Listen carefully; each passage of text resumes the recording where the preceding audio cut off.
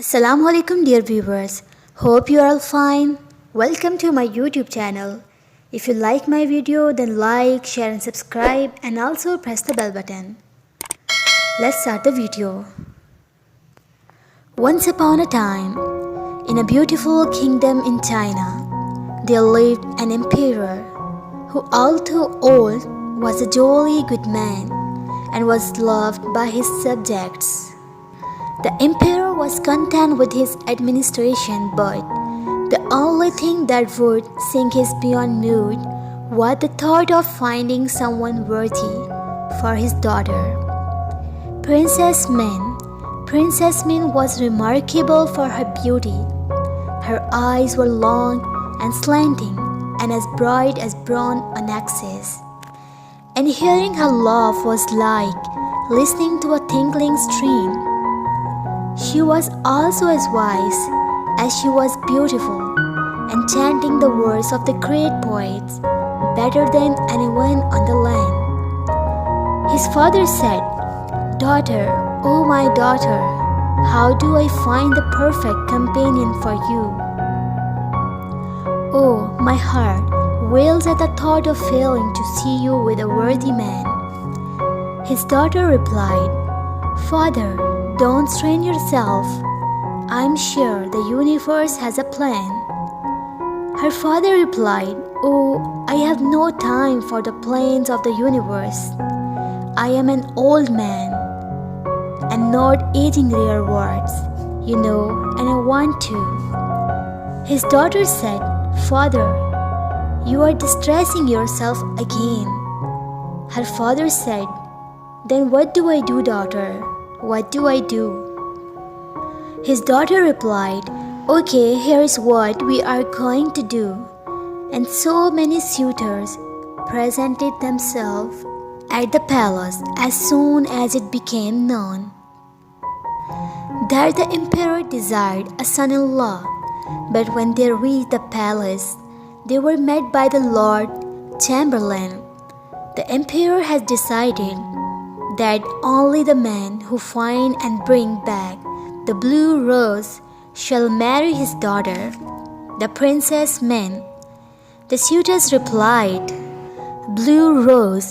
What is the blue rose? Where on earth can we find it?" The suitors were much puzzled by this order. Many considered the condition imposed by the emperor to be absurd, and at once put away from the thought of winning the hand of the princess. The few of them that decided to entertain the condition set out at once to find the blue rose. One of the suitors, his name was Tiong. He was a merchant and immensely rich. He went to the largest shop in the town and said, "I want a blue rose, the best you have." The shopkeeper replied, "Apologize, sir, but I don't have a blue roses. I have red roses in profusion, white, pink, and yellow roses, but no blue rose." The suitor replied, "I want a blue rose, and from where you procure it, I don't care. I shall come back after 2 days, and if you do not have it for me, I shall have you put behind the bars." Terrible! The shopkeeper went to his wife and announced that they were ruined. His wife, after hearing the whimpering of his husband, smiled and said, "Relax, dear. If we cannot find a blue rose, we must make one. Go to the chemist and ask him for a strong dye which will change a white rose into blue one." So the next day the shopkeeper went to the chemist and asked him for a dye. And the chemist gave him a bottle of a blue liquid, telling him to pick a white rose and to dip its stalk into the liquid, and the rose would turn blue. The shopkeeper did as he was told. The rose turned into a beautiful blue. On the day when Tiong came to his shop, he proudly presented to him the blue rose. Marvelous! I shall now head to the palace and present it to the princess. When Tiong reached the palace, he was ushered into the courtroom, where he presented the flowers to the princess. The princess said, "This is a white rose. Its stalk has been dipped in poisonous dye, and it has turned blue. Were a beautiful butterfly to settle upon it, it would die of the potent fume. Take it back. I have no need of a dyed rose, and no want of a truthless husband." Tiong bowed his head in shame and left the palace despondent. The other suitors sought in various ways for the blue rose. Some of them traveled all over the world seeking it, while some of them sought the aid of wizards and astrologers. But all of them eventually failed to find the blue rose.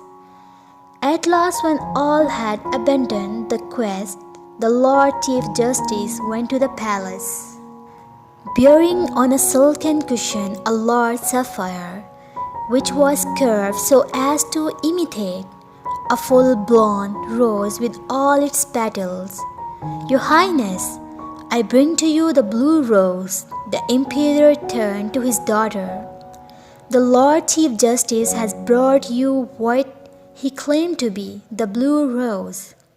Has he accomplished the quest?" Princess Min took the precious object in her hands and examined it for a moment. "This is not a rose at all. It is a sapphire. I have no need of precious stones. Apologize, Lord Chief Justice, but I must return this to you." The Lord Chief Justice bowed down before leaving in discomfiture. A few months passed, and now no one in the country was venturing on the quest of the blue rose. Princess Min, who was out taking a stroll in the kingdom, disguised as a man, heard someone recite her favorite poem. She stopped to see a young man sing, playing his one-string instrument while singing. I walked beside the willow trees, the river as the evening fell. The twilight came and brought no breeze, no dew, no water for the well. Princess Min couldn't stop herself and joined him in a glee. Amazing! Not many know this old poem. "I am Legion, nice to meet you." Princess Min did not utter a word but simply walked away. That night she tossed and turned in her bed, thinking of Legion. When morning came, she leapt out of her bed and, putting on the disguise, made way for the market area. When she saw Legion, she walked up to him and introduced herself as Zhang Yong. Then the two sang and chanted their favorite poem until it was a time for her to say goodbye to him. This went on for a few weeks, and Princess Min found herself drawing closer toward Legion. One day, as the two sat by a lake, the sun sank in a glory of thirsty gold, and in the violet twilight, a couple of stars twinkled like a spearheads. "So you are not from around here?" the princess asked. "No, I from the neighboring kingdom. Came here to ask for the hand of Princess Min. You see, I am in love with her, but after hearing her turning down the riches of the merchant and the most powerful of the warriors, I lost hope. I am only a minstrel, you see." Princess Min's eyes sparkled, and her heart sprang inside her chest. "He loves me," she thought, and then asked, "Have you ever seen her?" "I have seen her portraits, but it is not her beauty that I have fell in love with it. It is her love for ancient poetry that draws me toward her. I have heard she sings really well too. Princess Min smiled and then removed the imitation mustache and let her long hairs open. Li Jun watched with his mouth open. "Oh, you are a Princess Min." He immediately stood up and bowed. Princess Min smiled and standing up took his hand. Then she explained to him about how she had fallen in love with him. "I love you, Li Jun, and I want to marry you. Please ask my father for my hand." Li Jun smiled at her, but the thought of the blue rose came to him instantly. "But I don't have the blue rose." "You do," the princess replied. And so the next morning Li Jun went to the palace empty-handed. The emperor was amused to see him empty-handed, but he chose to let her daughter speak about it. "Daughter, this minstrel who has come empty-handed claims to have the blue rose. What do you bring to me?" "Kind sir," the minstrel started singing a song. "I walked beside the willow trees, the river as the evening fell. The twilight came and brought no breeze, no dew, no water for the well. When from the tangled banks of grass, a bird across the water flew, and in the river's hard grey glass, I saw a flash of other blue. And then I turned around to see a rose singing for me. Some were white, some were red, and some were in pink color too. But my heart, oh silly heart, it longed for a rose that was blue. Then my heart, my silly heart, found the blue rose in you. Yes, the blue rose in you, Princess Min. You are the blue rose. You have been all along." His father said, "Nonsense, daughter, what he's talking about." Princess Min replied, "Father, he is right. The blue rose is not a physical rose, but my favorite poem. Li Jun has accomplished the task and also has my heart." Princess Min narrated to her father how she met Li Jun and fell in love with him. "I told you, father, the universe has a plan. It always does. It made me meet Li Jun."